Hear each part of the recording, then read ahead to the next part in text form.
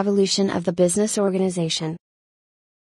Hawtrey and Dullard provide a brief account of how the legal basis of the modern corporation developed. 30 The genesis of the modern corporation can be traced back to the Romans, who in the 9th and 10th centuries formed organizations known as societas maris, maritime firms. 31. They had a structure to this organization: a socius stands or partner on land, and a socius tractor or partner at sea. Hawtrey and Dullard recognize this structure as an early origin of the division between capital and labor. 32. Angell and Ames described how this form found subsequent favor in France and England. 33 Pollock and Maitland similarly described the development of the Royal Charter of Incorporation. 34 These charters were the devices through which the Crown, or a country's monarch, granted considerable powers of self-governance to the church and boroughs, administrative territories, through the 15th century. By the 16th century, the instrument of royal charter was being deployed in a business context to raise capital for mercantile trade and to create infrastructure for public goods such as turnpikes, canals, and railroads. The purpose of these developments was to provide organizations a degree of independence from the Crown in terms of rights of perpetual succession, ownership, and self-governance. 35 Today, the process of applying for incorporation of a company in the United States and Canada results in the issuance of a written document by the state, referred to as the corporate charter, through which the society recognizes the company as a legal entity.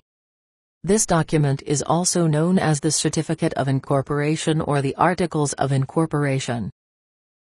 The 17th and 18th centuries witnessed a financial revolution that brought rapid growth to joint stock companies, banking, insurance, and the first active stock market in Amsterdam. 36. The emergence of the stock market had a dramatic effect on business.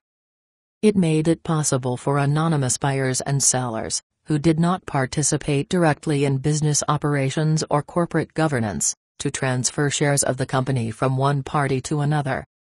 By the time the Industrial Revolution occurred, the distinction between public and private interests was already clear. By the late 19th century, business organizations were greatly affected by the spectacular emergence of mechanization and large-scale manufacturing.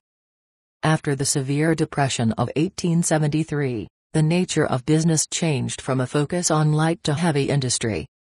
To accommodate mass production and associated economies of scale, organizations became large. Mass production also led to the significant expansion of consumption, and business organizations diversified from manufacturing into marketing, financing, and other essential business functions.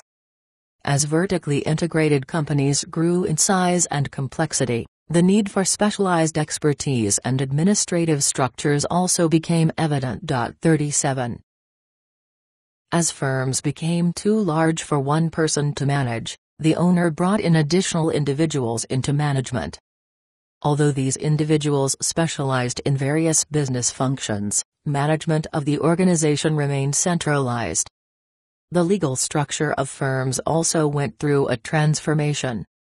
Businesses increasingly preferred becoming incorporated over functioning as partnerships. Incorporation provided the benefits of limited liability to individual owners who could sell or transfer shares to others without disturbing the business operation. As stated by Durr, mergers and acquisitions followed. Single product, single function firms evolved into multi-product, multi-function businesses. 3. 8. Acquisitions were no longer constrained by industrial boundaries. Companies that manufactured electric machinery diversified into appliances, automobile manufacturers began producing refrigerators, and meat packers used their byproducts to manufacture soap. The management of diversified organizations required changes in the manner in which organizations were managed.